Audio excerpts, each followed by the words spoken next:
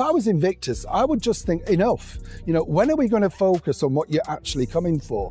And what's going to be interesting is, and mark my words on this, is this now a private visit? Who's funding this visit? Because if they're being funded via that particular charity, one might suggest they're not getting their money's worth. The king is counting down the days, but here's the real question no one is daring to ask out loud: what if this isn't a reunion at all? What if this is the final fracture? Because behind the quiet hope of a grandfather longing to see his grandchildren after 4 long years, something darker is brewing. Something that feels less like healing and more like a controlled collapse. Every delay, every silence, every unanswered message at all starts to feel intentional. And just as the palace prepares for what should have been an emotional homecoming, the entire situation begins to unravel in a way that feels almost orchestrated. Because look at the timing. Look at the pattern. Right when expectations quietly build. When the narrative softens just enough for people to believe reconciliation might finally happen, everything flips. The conversation doesn't just shift, it detonates. And suddenly, instead of family, instead of connection, we're talking about power, control, and something far more complicated than a simple visit. Remember, that is what Diana always wanted. You know, she always wanted the spare to be there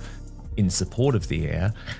Yet he's turning it all into a nightmare and what could have actually been a very lovely celebratory dinner. Now step back and look at this moment carefully. The royal family gathers, united, visible, steady King Charles, Prince William, the core working royals standing exactly where tradition expects them to be. A private dinner the night before, a ceremony steeped in history. And yet, beneath all of that formality, something feels off, because this wasn't just any date. This was the day that should have belonged to Princess Diana, a birthday that should have been filled with remembrance, unity, maybe even healing. Instead, it became a stage where absence screamed louder than presence. And that absence, it wasn't subtle, it wasn't hidden, it was glaring, almost symbolic. Because when people expected solidarity, they got silence. When they expected support, they got distance. And in a family where every appearance is calculated, every movement deliberate, you have to ask, was this really coincidence, or was this a message? What we have with Meghan and Harry is this endless battle of self-pity and victimhood, and oh, it's not going well, and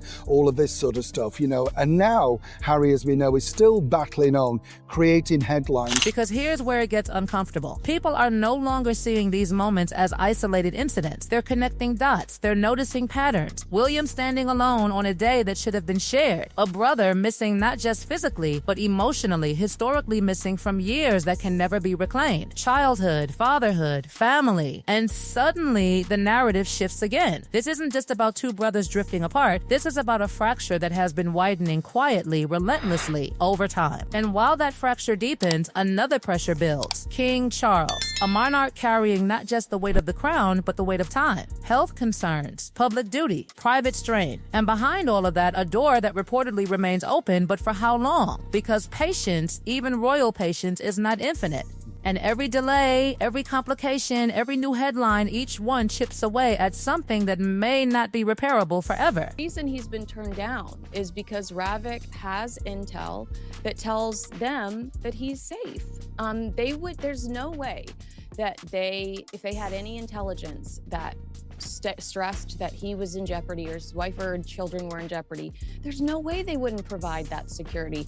It's Harry's ego wanting what his brother has. And then comes the issue that refuses to go away. Security, but not just security control. Authority, status, because this isn't about basic protection. This is about armed police, state-level security, the kind reserved for the absolute inner circle of the monarchy. King Charles, Queen Camilla, Prince William, Princess Catherine, the highest tier, the most protected. So why push for it so relentlessly? Why fight it in courts, challenge decisions, question assessments that have already been reviewed again and again? Because when officials trained, experienced, informed look at the situation and say there is no credible threat requiring that level of protection, it creates a contradiction that's impossible to ignore. A tension between what is being claimed and what is being concluded. He shelled out yet more money on a 40-page risk assessment by a security organisation that he's paid for, And he's now presented this to the government, and it says that the Duke of Sussex, when he comes to host the Invictus Games, could be a serious terrorist target. And that tension, it doesn't just sit quietly, it grows. Because on one side, you have official assessments, repeated reviews, consistent conclusions. On the other side, you have a private security narrative, detailed, urgent, expensive, arguing something entirely different. 40 pages, terror-related threats, high-risk scenarios, a demand for escalation. But here's where it starts to feel even more complicated. Because if the threat is truly that severe, then every movement, every trip, every public appearance becomes part of the puzzle. And suddenly, people start asking questions that don't have easy answers. What Meghan is concerned about, because she had absolutely no problem, P. Dinah, traveling to Chicago on her own, going to Colombia, going to Nigeria. I think Meghan knows there's absolutely no genuine threat here, but she doesn't want to be embarrassed, so it's much better playing into Harry's paranoia. And this is something that we've seen throughout their relationship, you know? Because the logic begins to wobble. Travel to multiple countries, public appearances, large crowds, visible exposure. And yet, the argument remains that one specific location requires extraordinary, exceptional protection that official bodies continue to deny. So what is the truth? Is the danger real and underestimated? Or is the narrative itself becoming something else entirely? And that's where the story stops being simple. Because now it's not just about safety, it's about perception, it's about credibility. It's about whether the facts align with the claims or whether something deeper is being constructed behind the scenes. And as these contradictions stack up, one uncomfortable question lingers in the background, refusing to go away. If everything is exactly as it seems, then why does none of it fully make sense? And just when you think the contradictions couldn't get any louder, the story takes another sharp turn. Because suddenly, it's not just about security anymore. It's about choices, decisions that don't quite align, moments that feel off, like pieces of a puzzle forced together but never quite fitting. And at the center of it all,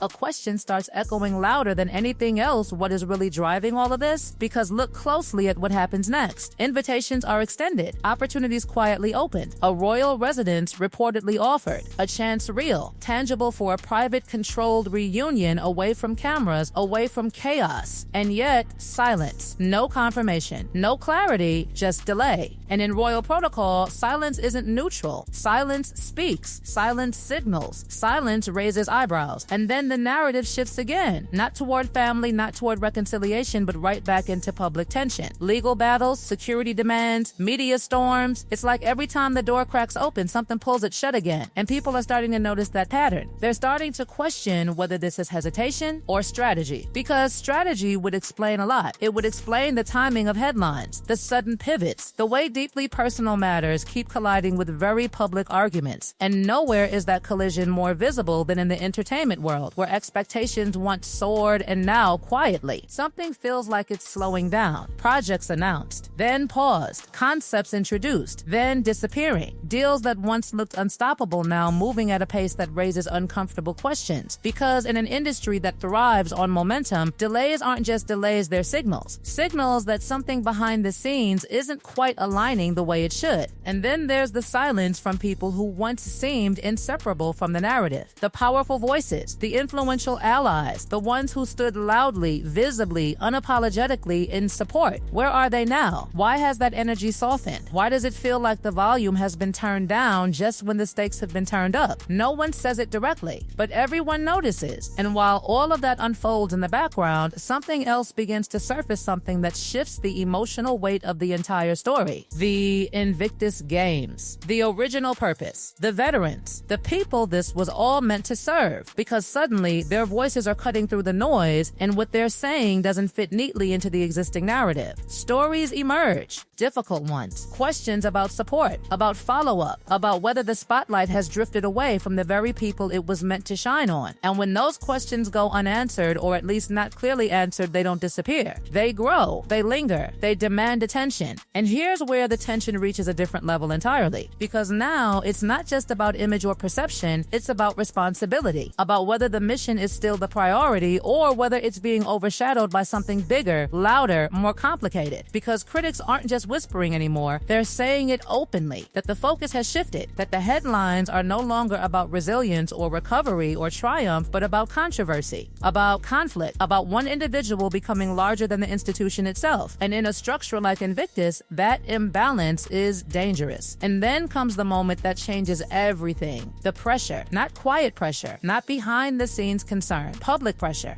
Visible, growing, cause for change, for reassessment, for leadership that brings the focus back to where it belongs. Because when an organization built on purpose starts attracting attention for the wrong reasons, something has to give. At the exact same time, another clock is ticking. A legal decision, years in the making. A ruling that could land not quietly, not gently, but right in the middle of everything else. Right during a visit that is already loaded with expectation, tension, and uncertainty. And the timing? It feels almost too precise. Too perfect, as if everything is converging at once. Because imagine this, stepping into the UK, facing the public, navigating family dynamics, and then right there in that moment, the verdict drops. Favorable or not, it doesn't matter. The impact will be immediate, intense, impossible to ignore. And suddenly, what was supposed to be a visit becomes something else entirely. A test, a turning point, or maybe an exposure. Because when all of these elements collide, family strain, legal battles, public scrutiny, institutional pressure, it stops being a single story. It becomes a network of tensions, each one feeding into the other, each one raising the stakes higher and higher. And at the center of that storm stands one figure, facing questions that are no longer easy to deflect. And the most unsettling part, none of this feels finished, not even close. Because behind every unanswered question, there's another one forming. Behind every delay, another consequence building. And as the pressure continues to rise, as expectations continue to clash with reality, one possibility starts to feel more real than ever before. What if this isn't leading toward resolution at all? What if this is only the beginning of something much bigger, something no one involved can fully control anymore?